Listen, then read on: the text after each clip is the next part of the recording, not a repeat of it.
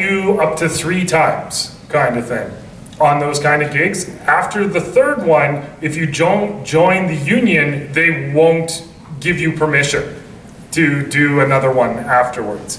Now, between ACTRA and SAG-AFTRA, you both get 3 with each of them. It's not 3 combined, but you have to keep that in mind, is that eventually the union will just block you from doing any more union gigs until you join.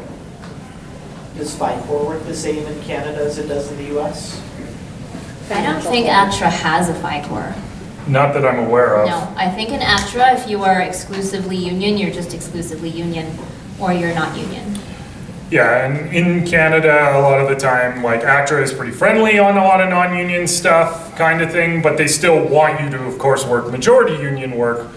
There is union voice acting work in Canada. It is not as common, mainly because a lot of the TV and film stuff that we get up here is generally where more of the union and agents, especially in Alberta, that's where they mostly focus.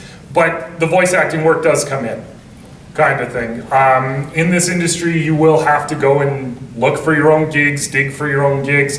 Social media is a surprisingly good spot to look for. As much as we don't like it. Yeah.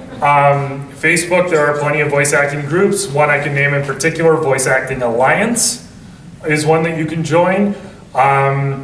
And despite people's feelings on it, one of the better ones that is still out there is X, or Twitter as it used to be known. There are a lot of voice acting, not only studios and companies that are on there, but there's also lots of auditions that you can find on there. And they're not necessarily local, they could be international clients, but that's not a bad thing. I hope that answers your question. It was a beefy one. Yeah, sorry. No worries. We can always chat more. Yeah. Got a question down here and there, and then orange shirt, and then yellow shirt. All right. I'm curious, how important is a voice reel in starting out auditions? Because it seems like everybody's asking for that, but... You do not need one. You do not need one. So when you're starting out, auditions are the best way to illustrate what your range is. If you're looking for a voice reel, you can make yourself your own sample reel, but don't make the mistake of labeling it a demo. A demo must be professionally produced, and it must be made with, the word I'm looking for is proprietary, with individualized content is kind of what I'm getting at. So when I had my last character reel created, it was produced, directed, and written by someone who wasn't me, and it was done by professionals, right? You need that to not have, you want to make sure that your reel is going to showcase you well, but you want your demo to be as polished as possible. Your demo has to be professionally created, or else people can listen to it and blacklist you because they'll say, oh, this sounds like an amateur. Next. Yeah, to give you an idea for demos and stuff like that, most demos shouldn't be longer than a minute, kind of thing. They should start with your strongest performance, working back. Because the reason why you always want to start with your strongest is most demos on average get listened for about 3 seconds. Voice directors have a very low attention span. If you can't impress them in the first 5 seconds of your demo, they'll just skip it. Yeah, because a lot of them, they can get dozens to hundreds, every week, and they can't sit there and spend the entire time. So you need to wow them right off the snap, kind of thing, which is why you want a super impressive demo, so that they can be like, hey, I want to hear the rest of this entire demo, which it's only a minute, but that means they're spending that extra time listening to your range to see, can I work with this person? So if you don't have a professionally produced demo because you're not at that stage of your career yet, feel free to slap together a whole bunch of samples. Call them samples.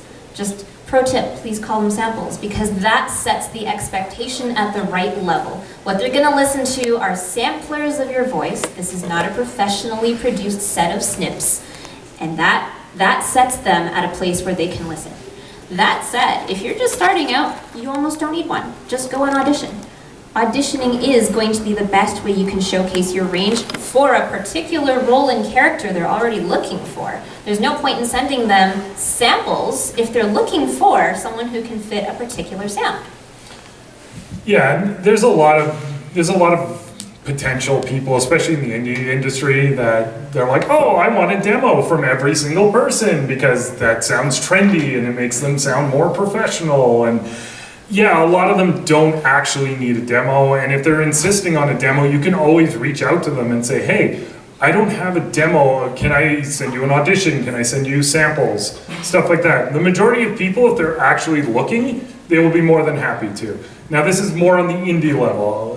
With the bigger studios, you want the professional demo kind of thing, because they want to know that you are well trained, you can perform, and you can give them everything that they need. That you've had that investment in your career already.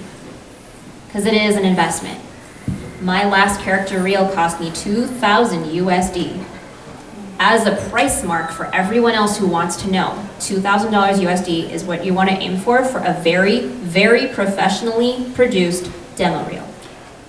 Yeah, but you're paying for studio time, you're paying for a director, you're paying for an audio engineer, you're paying for a writer. You're paying for the sound effects and the music that goes in the back.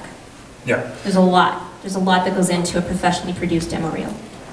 Yeah, it's not just, oh, I give you $2,000 and you just give me something kind of thing. It's literally the work and combined effort of a team to make you sound as best as possible.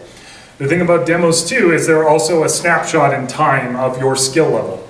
So you can make a demo, you can have it for a while, but realize as you grow and as a performer and an actor and such, you will eventually have to replace them with new ones, because you don't want, 5 years down the road to be handing people 5-year-old demo and being like, oh, I've improved since then, here's my demo. And they're like, well, it doesn't sound like you improved. Right, so that's, again, this is an investment you make when the time is right. I am not asking anybody to go out there and make a $2,000 demo right now, because if you're just starting out, it's going to really cripple the chances of someone looking at this a year from now when you've been working on it for a year, and they're gonna be like, yes, this is someone I wanna hire for this gig right now. Probably not. You're gonna wanna show them something more up to date. You're gonna wanna show them what you sound like now and where your range is now. So don't do this until you get to a point where you're like, okay, I'm ready to start submitting to agents in LA. I'm ready to start working on really big AAA titles. If you're not ready yet, you'll know. Yeah, and if you're working with teachers and coaches and stuff, they should be ready to tell you when you are demo ready. Yes. I hope that helps answer that question. Yeah. Awesome.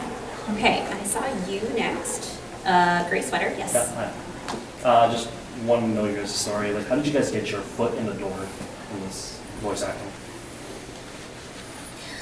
Getting paid or not getting paid? Not getting paid. Like, just Not being started paid. getting into it. Hi, I was a Digimon fan as a child, and I got onto a fan fiction project, and we did an audio play using someone's fan fiction that was written. And it turned into like a 20-chapter thing, and by the end of it, I got really good at sounding like that one character. But, I mean, I was just starting, right? I just wanted to do something that I liked, and I had fun with other people on. And that was it. That's how I got started. Yeah, for me, if you remember the days before voices were in video games, like the old text-based RPGs and such, I used to play a lot of them even as a kid. And in my head, I would imagine the voices going off of the various characters as I would read the lines. But when, I did a lot of theater, did some film, and then a friend of mine sent me a thing saying, hey, I think you'd be great at voice acting, here's a place that offers training. And I went, you know what, I'm gonna go try it, kind of thing, because why not? I got in there and we did a little scene where it was the scene of Goku fighting Piccolo at the World Martial Arts Tournament.